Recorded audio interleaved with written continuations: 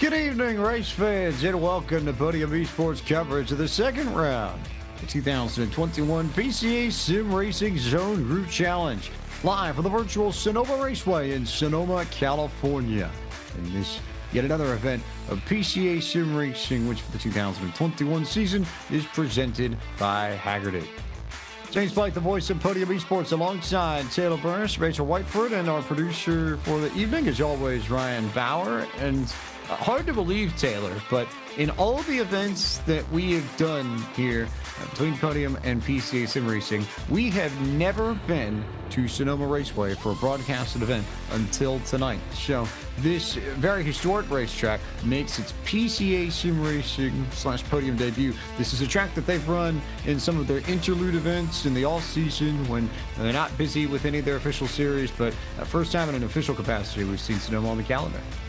And this track here, James, is by far probably one of the most technical and probably, I would say, in my opinion, one of the most difficult tracks in American motorsports with Sonoma Raceway. Drivers are going to have to deal with different elevation changes, twists and turns, and I mean, pretty much everywhere you look is pretty much an opportunity for you to go off track, losing time, losing position, or end up behind the wall. So it's going to be exciting, especially when they come to the final corner, that hairpin. We're going to see a lot of great passes and great action through there. You think about this circuit in particular, Rachel, and especially when you consider where most of these drivers are going to be this weekend. Sebring International Raceway. Sebring is arguably flatter than a pancake. Sonoma, on the other hand, complete opposite end of the spectrum. You've got some of the most dramatic elevation changes of any short track in the sim at this place. And it makes it tough to get around. That run up to turn 1 and 2, one of the most difficult in all of road racing. Yeah, absolutely, James. And 1 and 2 here is really tricky because it's a lot like we've had corners at last week at Watkins Glen, turn 1 into 2 there. We have the same sort of setup at the first corner of my brain's losing track of things. Japan, Suzuka, that was the one I was looking for. You have a wide entry into 1, which funnels you up into a very tight turn into 2. And what makes 2 really bad is it's cresting as well. So you're dealing with a funnel down and then a rising crest over into the turning. So it has this bottle effect where you force a bunch of cars into it and some are going to pop out like a cork. It is incredibly difficult on first crack to get right. You are going uphill, you are funneling down into the first major corner, turn 2, and then, as Rachel said, the apex is blind up until you get to the very top of the hill. You almost have to guess where you need to put the car in order to nail turn 2, and I think on multiple occasions tonight, Taylor Burris, we're going to see people go off and miss that turn significantly. It's going to be a matter of who can be able to stay out of the dirt and make sure that they stay on the black stuff here. That's going to be the key to victory here at Sonoma Raceway. It's not who's the fastest. It's not who makes contact with the cars. And make sure it's who stays on the track throughout the duration of each 30-minute race here today at Sonoma Raceway. Drivers can do that. They can guarantee them a spot inside the podium, or for those who are looking to try and get into the zone championship race later on in April, they are able to compete and represent their respected zones.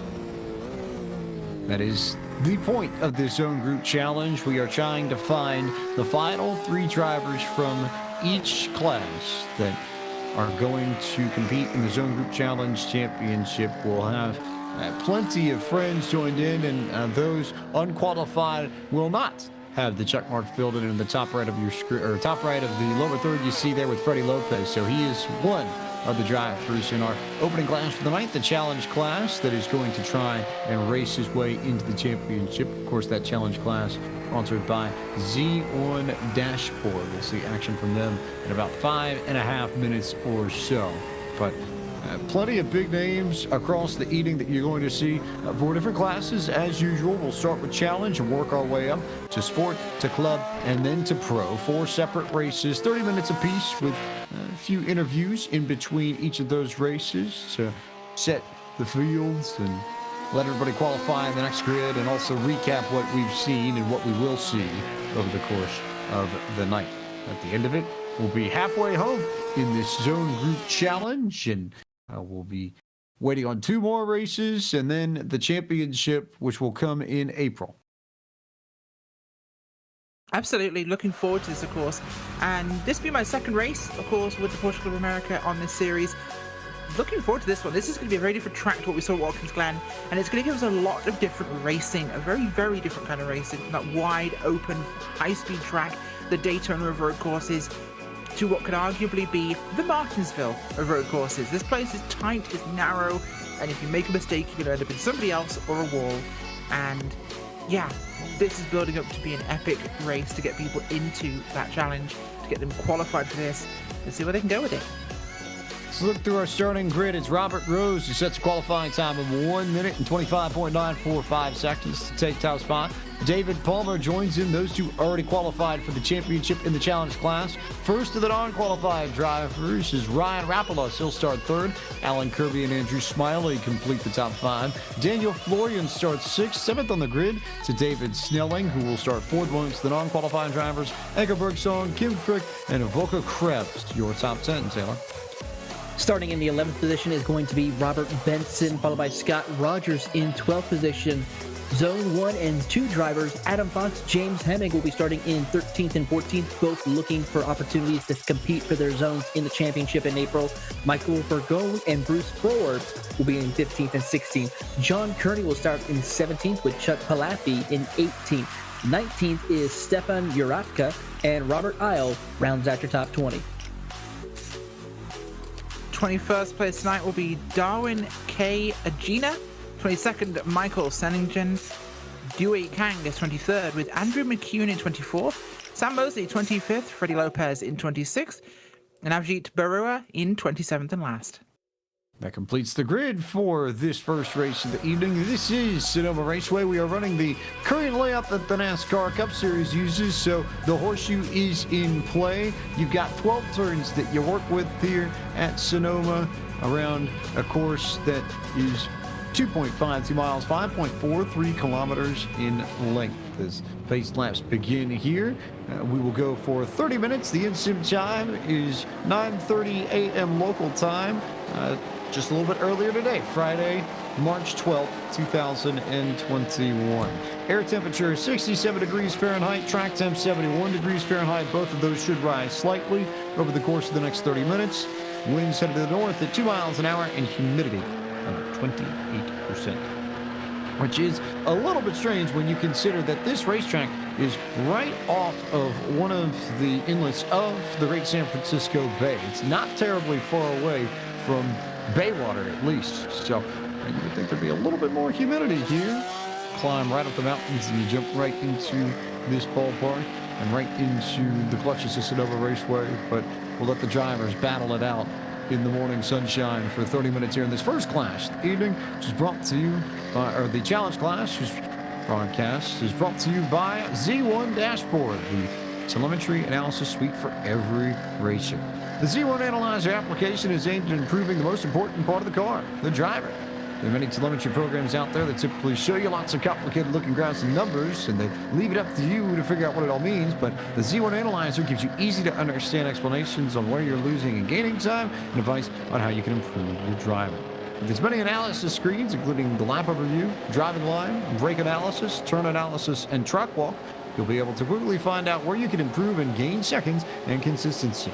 The Z1 Analyzer works with data from real-world events like track days and club races, as well as all the major computer simulations. And using the Z1 Analyzer to examine your laps is an essential tool for becoming a faster driver and gets you into the winner's circle more often. To find out more about the Z1 Analyzer and Dashboard, please visit their website at z1dashboard.com. Entering this evening, Ryan Rapolos leads the point standings for those who are not qualified. For those who have the green check mark, these are fun races, but for those who don't, this is about making your way into the Zone Group Challenge Championship for each class. 2 weeks in the middle of April that we'll see these drivers compete again. It's Rapolos, David Snelling, Glenn Dennis, Avjit Barua, and Andrew Smiley, who are top 5 in points this evening, and they all are within 6 points of each other. Rapolos coming into tonight with 320. As we get the green flag and begin our night of racing at Sonoma, Robert Rose leads us under the flag stand for the first time in round number 2. of the Zone Group Challenge for PCA Sim Racing's Challenge class is underway, and a decent funnel by everybody up into turn one. I feel like they heeded your words off the top of the broadcast, Rachel, because they did not really try and barnstorm their way up to turn two. Everybody got on the brakes and managed to get single file pretty quickly. Yeah, they absolutely did. And, it's one of those funny situations. Oh, we've got a spinner coming through the high end of the chute. I'm going to try and find out who that exactly was for us right now. But a little bit further, I think it was around Scott Rogers. In fact, it was with Scott Rogers. It was the 577 as well. Adam Fox goes round there. And I think that was just a bit of a little squeezing issue coming through turn number 4 there. Was an issue there between Scott Fox and, Adam Fox and Scott Rogers, rather. Make sure we get the names right. But, part of the difficulty of this circuit, as Rachel said, Taylor, it is narrow. There's not really too many great opportunities to pass, which is why we're going to see turn 11 be very busy all night long, I think. Traditionally, it is the best place to pass on this road course by a significant margin. It certainly is, James, and we're going to keep an eye and watch this battle for second between our top two right here. Ryan Rapolos, as well as it looks like, I believe, wait and see, David Palmer, who's trying to catch up to him right now as they come out of the final corner to complete lap number 1 here as you're on board with David Palmer. Palmer's already guaranteed a spot, but he wants to see if he can just work his way up, be prepared, and get more experience. He's going to take a peek to the inside as they climb up the hill to the exit. Goes a little off track, off corner, but it continues on his way, but loses a ton of time to Ryan Rapolos. So Palmer fighting Kirby behind him and Rapolos ahead of him. It's the Rapolos battle that will matter more to Palmer at this stage. He's got less of a gap to the 666 than he does to Kirby, the 255, since about 2 seconds back of Palmer's machine. Daniel Florian here that we brought on board with, currently 6th overall. He's from the Carolinas region, one of the many drivers from Zone 3, trying to run down David Snelling and Alan Kirby for 5th and 4th. Yeah, the cars are getting separated now by the nature of the track here at Sonoma. It's a really tricky place. It looks simple on paper, but this track specifically has huge elevation changes, James, and it becomes very difficult for these guys to really keep that hammer down all the way.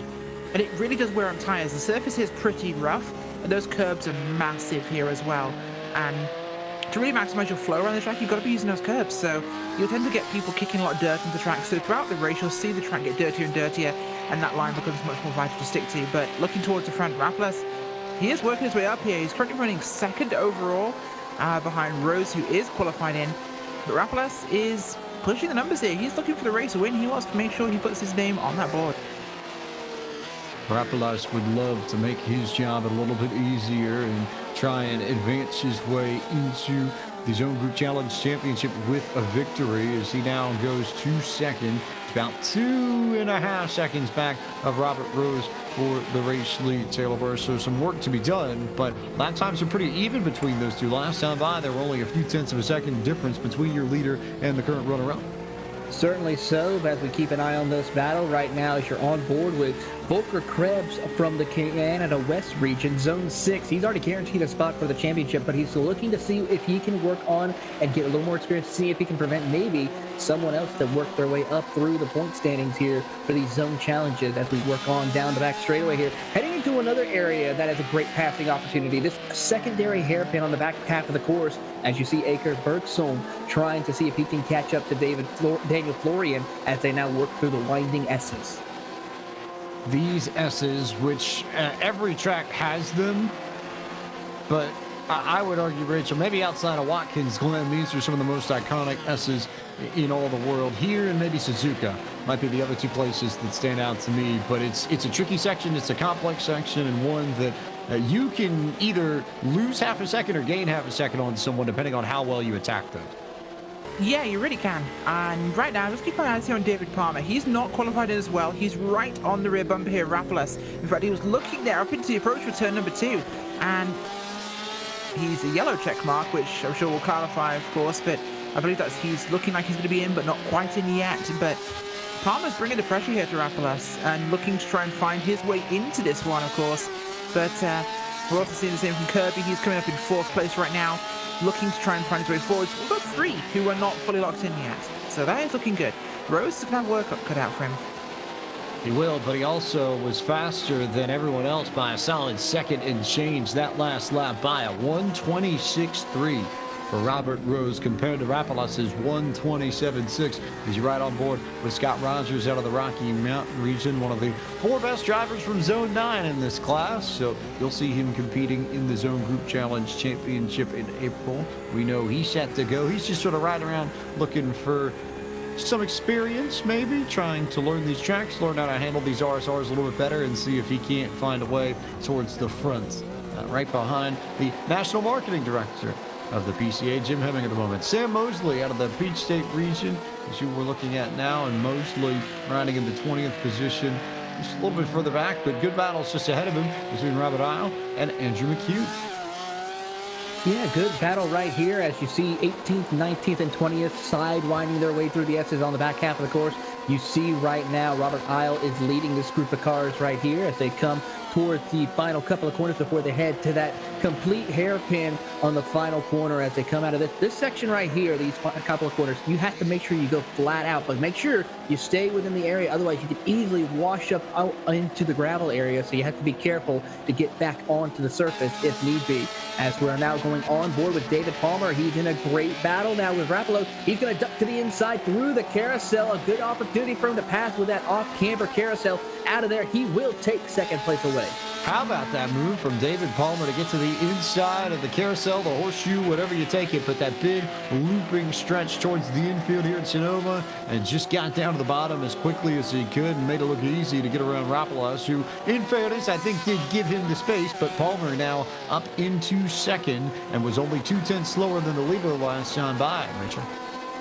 Yeah, absolutely. And I gotta say for a second here, James, my mind has just been blown by the car that Palmer's driving. I don't know if we've got a close-up on the cameras, but this thing is a beauty. The beautiful kind of satin metallic martini car is absolutely breathtaking. Oh my gosh. Maybe you're looking at a different car to me, but this thing looks amazing.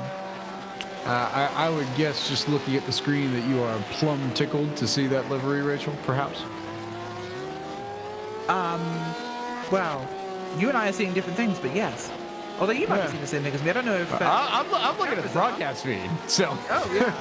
I mean... I was going to say, but Taylor, that's a plum color, yeah, I would say? Well, on the broadcast feed, I see is like a plum blackish color on. It looks like David Palmer, but I think the one that Rachel might be talking about is Martini livery style on David Palmer's car.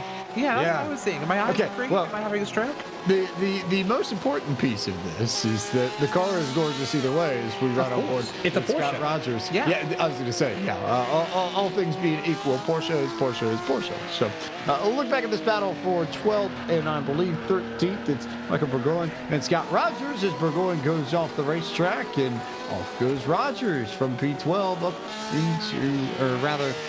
into P12 from P13. Who we've been on board with a few times already, Taylor, and had some fun all along the way. Yeah, we'll have to see what happens right here as they go down towards this next hairpin. You're riding now on board with Kim Frick, who's guaranteed a spot into the Zone Championship, trying to see if they can catch up in through the rest of the field. Anker Bergson is up ahead of them right now as they enter into the final hairpin, hugging that inside line, careful not to hit the tire barrier, but making sure that they put the pressure on to try to work their way up through the field.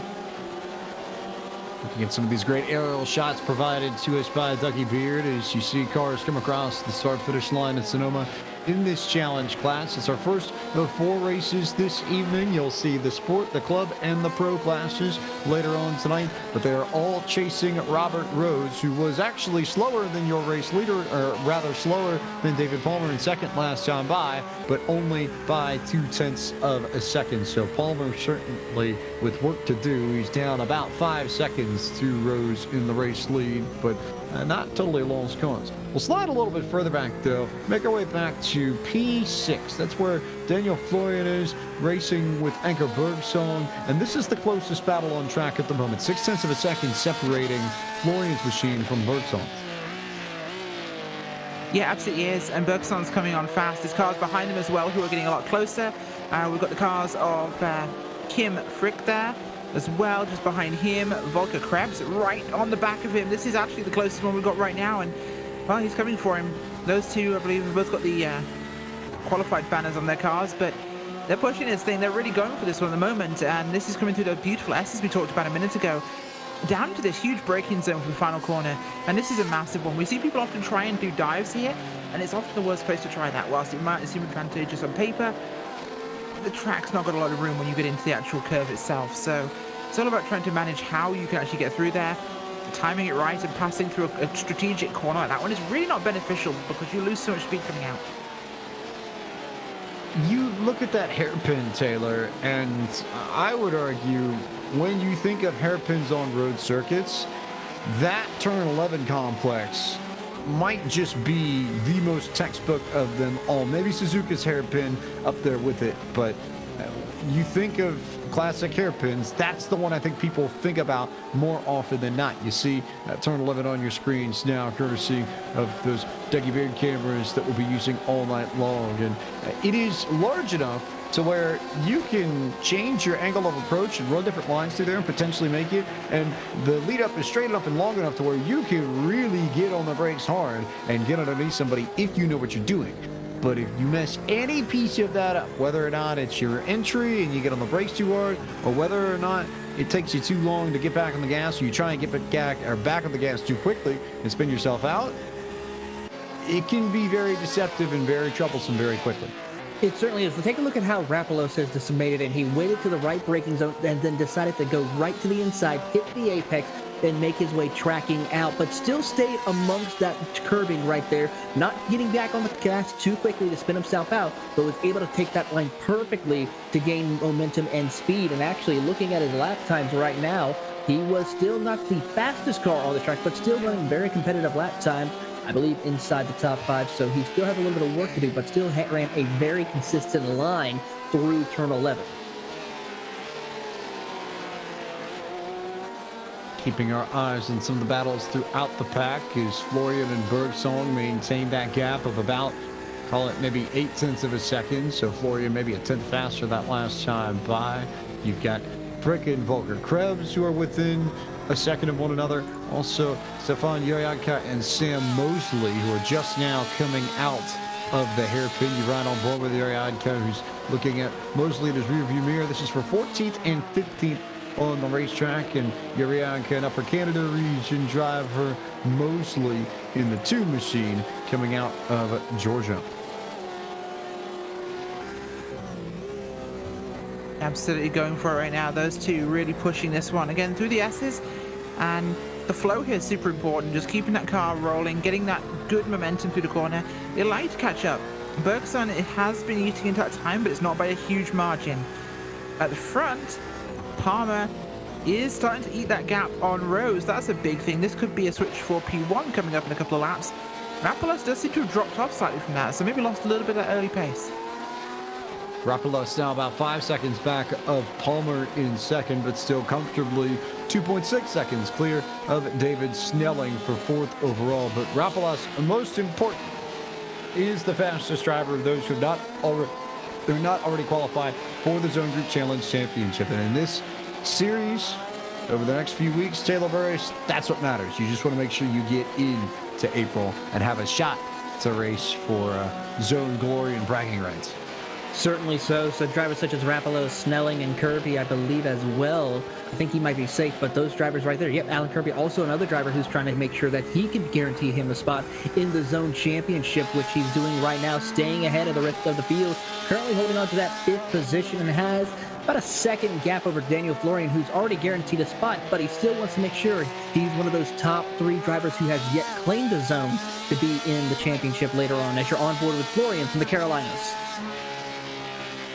Florian's been cranking out very consistent laps, 127 threes, 127 fours, just about all the way around. It's been getting solid numbers out of this machine that has been the focus for Florian, and to that end, he stretched it on Anchor Bergson. The last few laps, he's moved it from a half-second gap to a 1.5-second gap, and we'll see what that looks like as they come across the line once again. Yeah, that gap's still trying to eke down here. It's looking a little closer. It's about 6-7 tenths of a second. So it's within that window where he could start to get some of that draft effect, but not too many opportunities at a track like Sonoma to really use that. So he's not really getting those big long straights to use that advantage, other than maybe sucking up into the final corner and using it out of that corner, but it's going to be a really tight opportunity. We have cleared the halfway point in this race. Time to bring you your midway race break, which for the challenge class is brought to you by Z1 Dashboard, the telemetry analysis suite for every racer. Robert Rose is your race leader. He's ahead by just about 6 seconds coming out of the Shenandoah region. That's Western Virginia State, not West Virginia, the state that you'll find Robert Rose in. Second at this time belongs to David D. Palmer. We'll have a few David Palmers in the field tonight, but it's David D. in this challenge class out of the Upper Canada region and Zone 1. He in solid shape in P2 overall. P3 is the first driver who is not qualified for the Zone Group Challenge Championship out of the recent Auto region. It's Ryan Rapolas representing the Philadelphia area.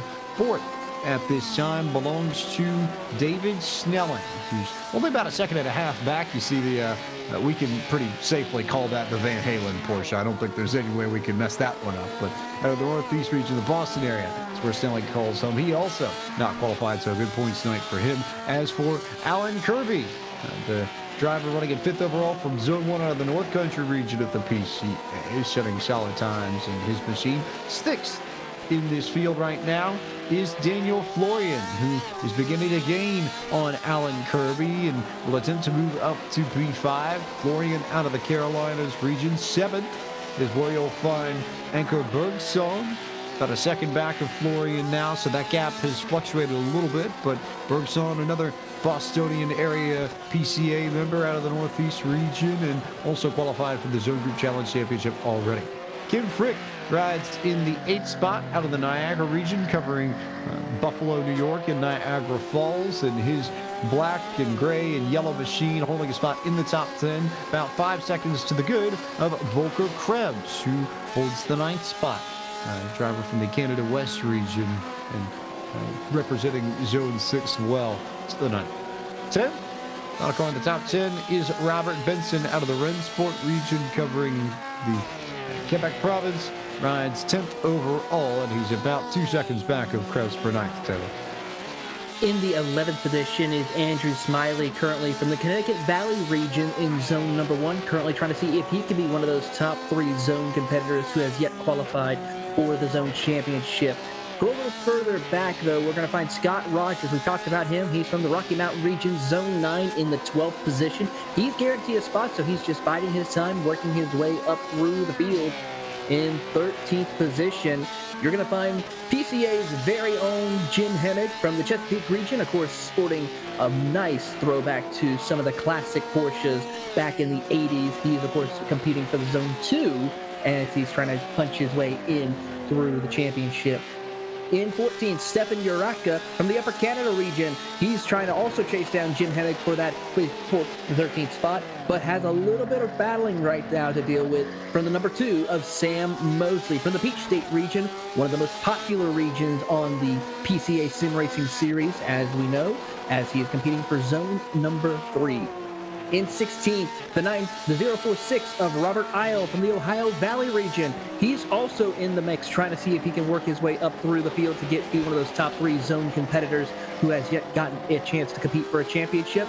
But he has a little bit of work to do as he is under pressure from another car, the 021 of Michael Burgone from the Oregon region. One of the course, this is probably his home track pretty much for the most part, as he is out on the west coast of the United States, as he is in a heavy battle with Robert Isle. 18th, the 481 of John Kearney, a little bit of a lockup, but is able to continue on. He's from the metropolitan New York region, from Zone number 1, as he is currently trying to work his way through the field. Last time by, ran a 131.934 in that dark green Porsche. 19th will be Darwin Agnew. He is currently in car number 18 in the 19th position. Had a little bit of damage to the nose. For Zone 1, he's trying to work his way up through the field and has to see what he can do. Rounding out your top 20 is Andrew McHugh For the Rocky Mountain region, Zone 9, car number 55 has some damage also to the north nose of that Porsche. Has to see what he can do and try to work his way up through the field. 20th place is Andrew McCune. Oh, 21st, sorry, is Chuck Paffey. No, Andrew McCune, we were right, put the cards backwards. As 21st, yeah, Chuck Paffey from the Rally Sport region, zone number 4 here. In that car 8981. 22nd place is Avjit Bura, Mid-Ohio region, zone number 4 in the 27 machine. Avjit's, of course, up a couple of spots here. Fox, 23rd place, the Metropolitan New York region, zone number 1, car 577, a 1:30.747 last time by.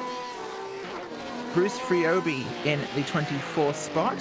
He is car number 130 from the Red River region, zone number 10. Just passing some traffic rejoining there. As behind that in 25th, we have Michael Scheningen.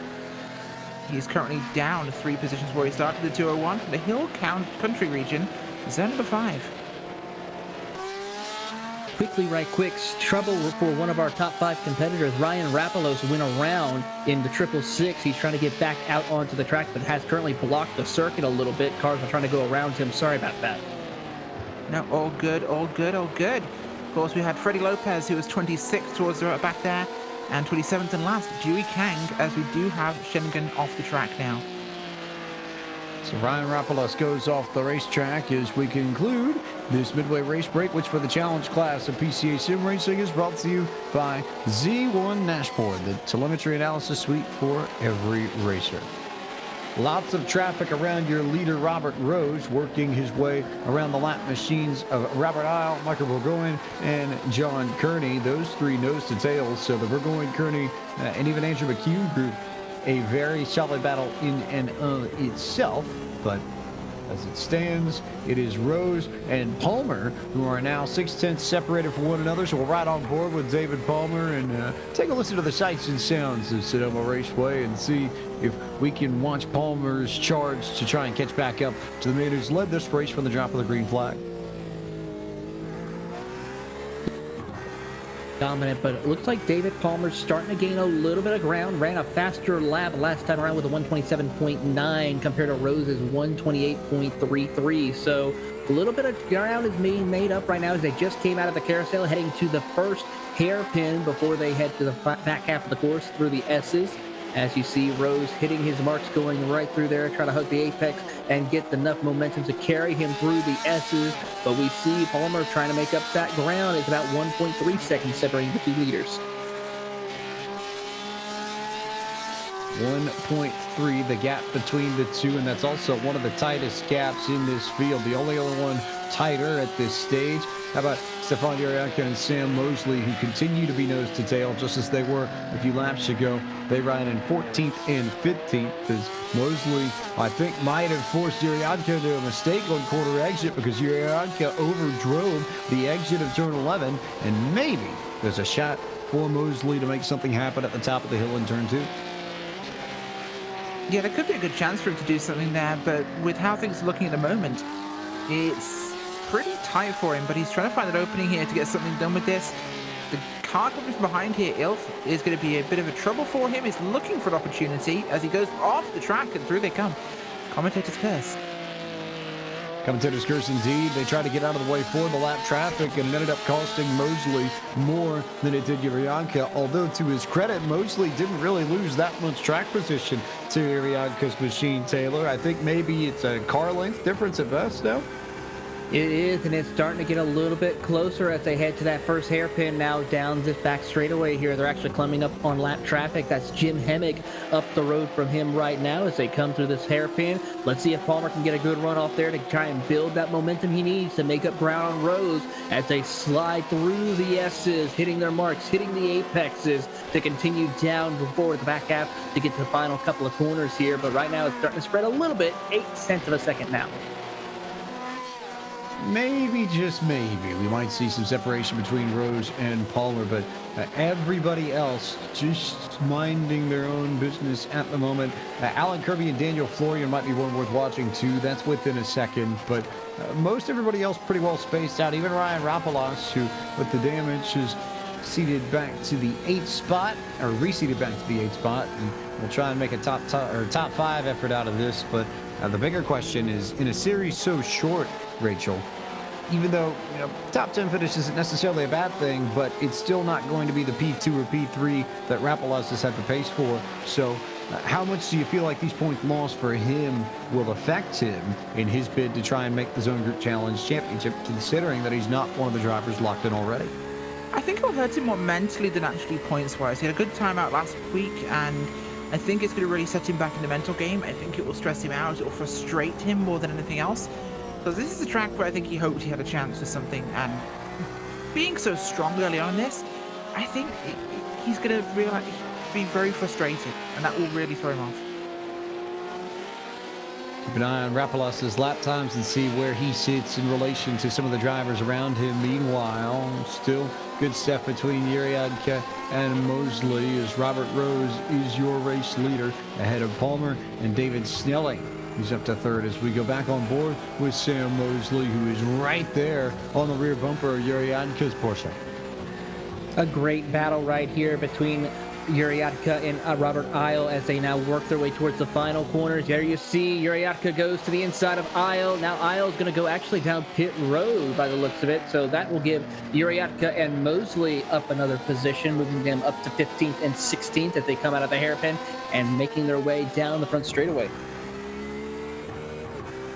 Uriadka, Mosley, all in the mix in 14th, 15th, looking around the racetrack for some of the other good battles. Kim Frick and Daniel Florian has stretched itself out, but so have Alan Kirby and Daniel Florian too, as we look at David Palmer, who currently is P2 overall. He's only back of Robert Rose by about a second, but more importantly, Rachel, lap traffic is everywhere around these drivers at the moment. Yeah, it really is, and that's going to be a huge factor for these guys, that lap traffic is something to really heavily work with. A lot of these guys run Enduro as well, which will be a big advantage for them, being used to that, but being in the same class car, lap traffic could be a much, much taller challenge and make things a bit more difficult. Now, there's going to be a lot of respect amongst them in terms of moving out of the way for them if they're not in a battle, which most of them aren't, so should be okay, but it's definitely something to be aware of, especially for those drivers who are not used to multi-class racing. Our eyes peeled on that one as we look through the grid, make sure we haven't missed any other good battles and good stories. Don't think there's too much to be said, though. Maybe you could slide back to Michael Burgoyne and Chuck Palfrey, those two in a decent battle, or rather Andrew McEwen and Michael Burgoyne. That's another solid battle on the racetrack. This for 16th and 17th as McEwen leads Burgoyne through the carousel, and we've got more issues in front of the leaders. The lap cars going everywhere at Taylor Burris. Certainly are. As you see, David Palmer just trying to negotiate through the lap traffic, or just now as they make their way down the hill heading towards the carousel. Robert Rose now has clear track ahead of him for the most part. I believe the next car in front of him, actually looking ahead, is just now coming off the carousel. That's Freddie Lopez in the 777. So Rose had a little bit of breathing room to try and survive these final laps. Looking up the racetrack, yeah, it's a ways before you get to the next lap. Well, a little bit before you get to the next lap car. It's Freddie Lopez and Scott Rogers and Andrew McEwen. They're all relatively evenly spaced out, so it might be, one that you see one lap and one that you see the next lap, but it's not like Robert Rose is going to be hitting a wall of lap traffic at the end of this race. Yeah, definitely not. I mean, it's starting to filter through partially, and we have got a good half the field currently a lap down, but the spread is still relative there, so it shouldn't be too huge of a problem. We have got some good gaps between some of the traffic, but of course Snelling is about 18 seconds back from Palmer, who Snelling being the current leader of the non-qualified in drivers, so he could afford to be comfortable here, but he's got 3 seconds to the guys behind him. Will be something he has to keep an eye on, because Kirby behind him is second in the non-qualified guys, so that is definitely a position he has to keep. Do you not want to end up like Ryan Rapalas and lose 5 or 6 spots, and even open up the idea, Taylor, that you may end up hurting yourself in a bid to try and make the Zone Group Challenge Championship. Certainly so. Sometimes it's best to try and pick and choose your battles. Even though we're in the closing seconds here, it's very critical to try to take notes if you're not in the chance to be in the Zone Championship this round. We still have a couple of rounds left before we get to those championship races. So try and learn from the mistakes that you might have caused yourself in this race and get ready for the next round in order to be prepared and have a shot, because we're starting to come to a close where not a whole lot of spots are left. Very few spots in this Zone Group Challenge Championship are left, but then again, that's the point. We've already seen most of the drivers race their way in the next month's Zone Group Challenge Championship. So not really a worry for a decent amount of the drivers out here and a decent amount of the drivers who I think are seriously going to try and contend for those titles. It's just really about 4 to 5 cars that we're going to be paying attention to closely over the next few weeks out of this group of 20 as you look at Robert Rose once more. Again, that green, yellow-green check mark, maybe yellow check mark would be Robert Rose's indicator that he is in the Zone Group Challenge Championship. David Stelling does not have that check mark in the upper right of his lower third, so he is racing to get his way in there. And just looking at that thing, I think we can safely say, Rachel, I look at that and I feel like there's a Gibson SG waiting for all of us somewhere, perhaps, maybe. I think it is possible, yeah. It's going to be a little way off for some of us, but yeah, it's more than possible. There's plenty of fun stuff that we can discuss with the Franken machine or the Light Beam machine here, perhaps. Sure, why not? I mean, it definitely fits exactly with that one. That one thing is an absolute beauty. So right on board with Chuck Palfrey here to try and round out everything and check out these last few laps of action. He's waiting to see if Robert Rose can hang on for the last lap or so to line up everything. I believe they actually already took the checker there, James. I believe Robert Rose has already won the race. In either case, he's still running at pace just to be safe, so he's making sure he collects all the laps here. Give him all the laps, give him all the love as Rose comes down through the final corner and will come down pit road. So yes, would be an indicator to me that Robert Rose has indeed won the challenge class for round 2 of the PCA Sim Racing Zone Group Challenge, presented by Z1 Dashboard for this challenge class. Early checkered flag on that one. Earlier than expected, given the way the timing intervals work in iRacing, but we'll take it all the same, which means that Robert Rose is your class winner. David Palmer finishes second. It's David Snelling, Alan Kirby, and Ryan Rapalas in 8th, who are the 3 highest finishing drivers that have not already qualified for the Zone Group Challenge. They finished 3rd, 4th, and 8th, respectively. It's Daniel Florian, Kim Frick, and Volker Krebs, 5th, 6th, and 7th. Rapalas we've already talked about, which leaves us Ankerberg, Song, and Andrew Smiley to complete the top 10. Coming home in the 11th position is Scott Rogers. He'll be the last car on the lead lap, followed by Robert Benson in 12th. Jim Hennig will come home 13th, followed by Sam Mosley in 14th. Stefan Juratka will come home in 15th, followed by Michael Bergoin in 16th. Chuck Palifi will come home 17th with Andrew McCune in 18th. 19th, 2 laps down, Adam Fox. Robert Isle rounds out your top 20. 21st will be Avjit Barua with Michael Senningen in 22nd.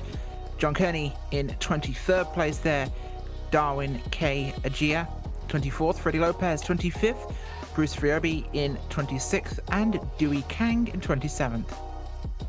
That concludes your full field rundown for this challenge class presented by the Z1 Dashboard. This first race of the night for PCA Sim Racing presented by Hagerty.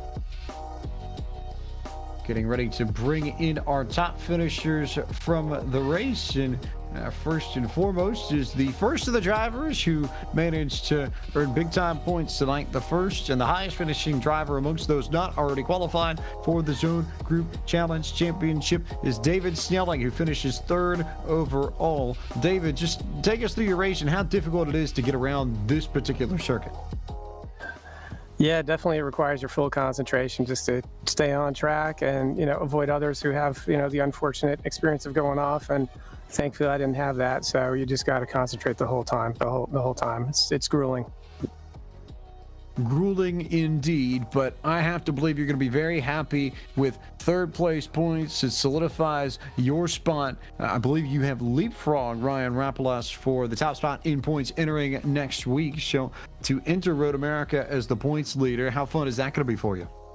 Well, yeah, I didn't even know that. So that's a lot of fun. Definitely racing against Alan in the zone one. So appreciate, the competition there. And Ryan's been a lot of fun to race with too. So, glad to come out on top. But those guys, drove great races themselves.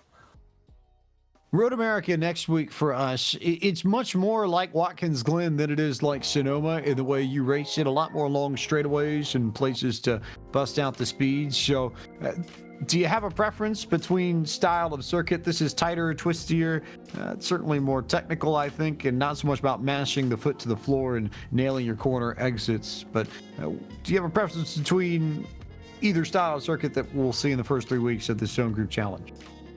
Yeah, no, definitely love the Glen from real life, and looking forward to Road America. You can get a breather here and there, so it'll be a nice change of pace, and yeah, it's definitely got to finesse it out and make sure you get all those RPMs and miles per hour for the straight. So should be a lot of fun.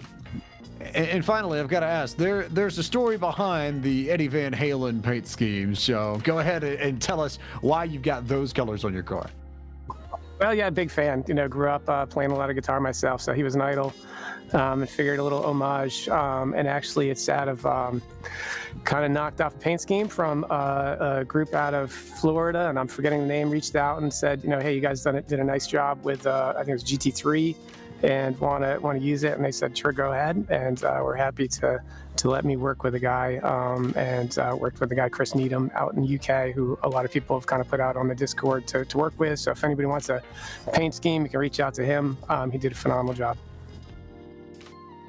Sorry, we don't have any, guitars to smash for your podium finish tonight, but we'll work on that one for next time. But David, thanks for the time. Congratulations on your strong run tonight. We'll see you in Wisconsin next week. Thanks a lot. David Snelling, top driver amongst those not qualified. Next amongst those not qualified, and P2 amongst that group, Alan Kirby is with Taylor Burris. Here with Alan Kirby. Alan, you had a great performance coming home P4 overall in this race. Your thoughts on the conditions of the track as well as your competition?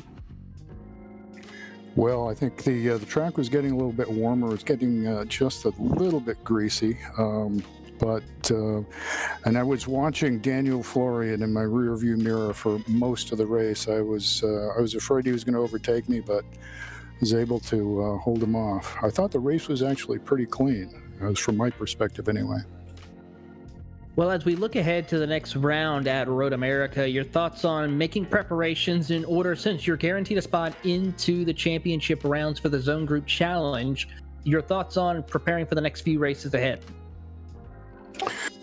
Well, obviously, turning laps on those courses is going to be really important, and I'm the kind of person who needs a lot of practice, so should be fun though. I think that Sonoma for me is always a challenging course, or for the last 2 races I've done here, so it's always challenging. Well, Alan, before we let you go, who would you like to say thank you to? I would like to thank especially James Huth and Rusty Pruden and Mike Polasek, who've over the last few months given me quite a lot of pointers, especially James. Well, we look forward to seeing what you can do at the next round at Road America. Alan, congratulations on a strong top 5 finish and guaranteeing your spot in the Zone Group Challenge. Thank you very much. That is Alan Kirby. And Rachel, I believe you had caught up with Ryan Rapolos. Absolutely have. Yes, Ryan's joining us here today as we get him up here. Ryan, third place of the non-qualified drivers today. You had a really, really strong outing at the start of this one, running up in second place, and some poor luck, of course, but third place, podium finish, was good for you? Yeah, I'll definitely take it. I didn't realize that, I bounced back in 8th. I hit a little bit of grass coming up on top of the hill and spun out, but you just got to jump back in there and do it. It was a little frustrating there, but everyone was very courteous about passing by and everything, and hopefully get them next week, and hopefully be on the top rung next week. Absolutely, and looking forward to seeing that. Road America a good track for you? Yeah. Exciting, of course. One last thing before we do let you go.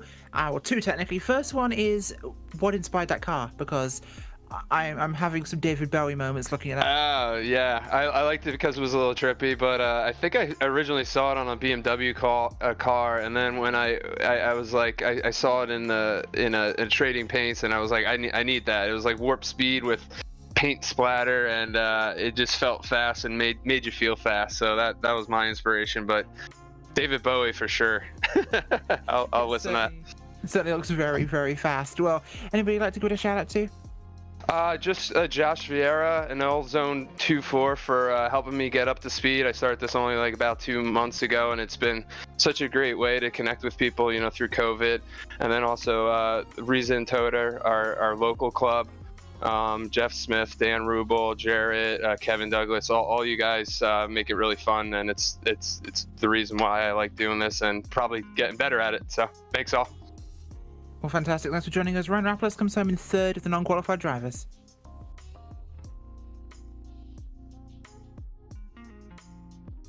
Gives us the opportunity to turn to our race winner outright. Robert Rose in the 443 now joins us. And Robert, got a little bit interesting there with David, was running you down, and then you two were sort of trading lap times middle of the way through that race. But for you, navigating the lap traffic, I think, was the most difficult thing. How tough is it to do that here, given how narrow this circuit is?